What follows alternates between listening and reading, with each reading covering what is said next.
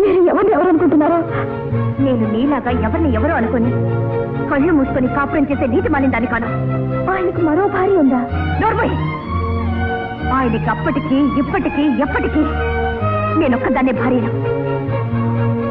పిల్లి కళ్ళు మూసుకొని పాలు తాగుతూ ఎవరు చూడలేదనుకున్నట్టు నీ చీకటి బతుకు ఎవరికీ తెలియదనుకోకు.